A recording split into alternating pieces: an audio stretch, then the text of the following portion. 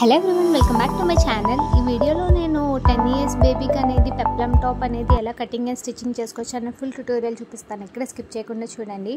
దీనికోసం నేను ఫ్యాబ్రిక్ని ఏంటంటే ఫస్ట్గా లైనింగ్ క్లాత్ని 4 ఫోల్డింగ్స్ ఫోల్డ్ చేసుకున్నాను అండ్ పైనుంచి 1/2 ఇంచ్ అనేది ఖర్చుల కోసం లీవ్ చేశాను. అండ్ అక్కడ నుంచి ఫుల్ షోల్డర్ వచ్చేసి 4.5 ఇంచెస్ తీసుకుంటున్నాను. అందులో 2 ఇంచెస్ అనేది నేను నెక్ విత్ అండ్ 2.5 ఇంచెస్ అనేది షోల్డర్ తీసుకుంటున్నాను. అలాగే ఆర్మ్ డౌన్ వచ్చేసి నేను 5.5 ఇంచెస్ తీసుకుంటున్నాను.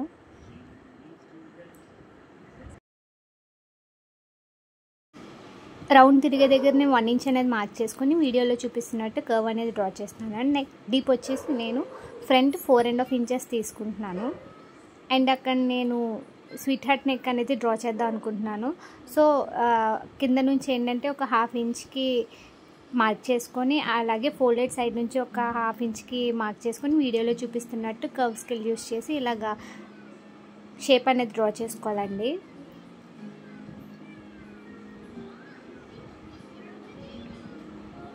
సో ఇప్పుడు చెస్ట్ లూజ్ వచ్చేసి నేను 7 ఇంచెస్ తీసుకుంటున్నాను. అలాగే వేస్ట్ లూజ్ కూడా నేను 7 ఇంచెస్ తీసుకుంటున్నాను. ఖర్చుల కోసం అనేది నేను 2 ఇంచెస్ అనేది తీసుకుంటున్నానండి. పైనుంచి నేను హైట్ వచ్చేసి 11 ఇంచెస్ అనేది తీసుకుంటున్నాను ఖర్చులతో కలిపి. ఖర్చులతో కలిపి నేను 12 ఇంచెస్ అనేది తీసుకుంటున్నానండి. సో మన వేస్ట్ లూజ్ ఎంత ఉంటుందో దానికి హాఫ్కి ఫోల్డ్ చేసుకొని ఇలాగా టక్స్ కోసం అనేది వీడియోలో చూపిస్తున్నట్టు ఇలా మార్క్ చేసుకోవాలండి. అండ్ అక్కడ నుంచి పైకి నేను 3.5 ఇంచెస్కి అనేది మార్క్ చేసుకుంటున్నాను.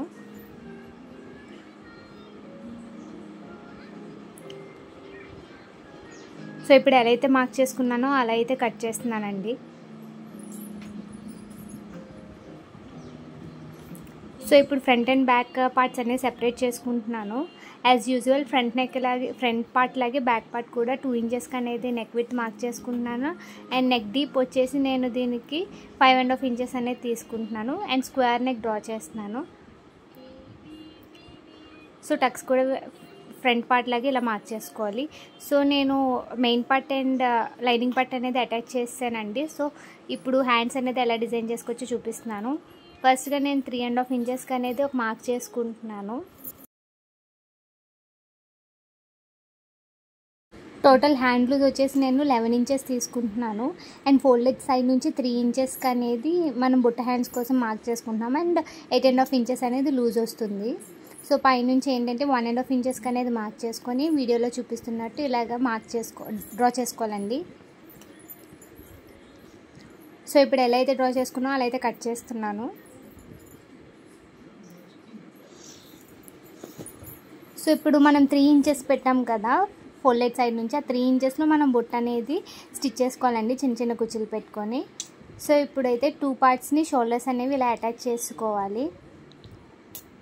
అటాచ్ చేసుకున్న తర్వాత మనం బుట్ట హ్యాండ్స్కి కిందన పట్టీ కూడా వస్తుందండి. ఆ పట్టీ వచ్చేసి 3 ఇంచెస్ విడ్త్ ఉన్నట్టు యాడ్ చేసుకోవాలి పట్టీ. ఆ పట్టీ యాడ్ చేసుకున్న తర్వాత హ్యాండ్స్ అనేవి మనం షోల్డర్స్కి ఇలా అటాచ్ చేసుకోవాలి.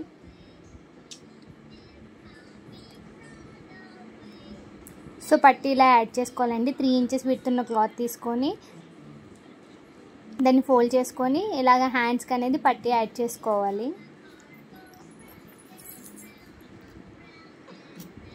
సో ఈ ఒక పార్ట్ కింద ఫ్రిల్స్ పార్ట్ వచ్చేసి నేను హైట్ 10 ఇంచెస్ తీసుకుంటున్నాను ఖర్చులతో కలిపి.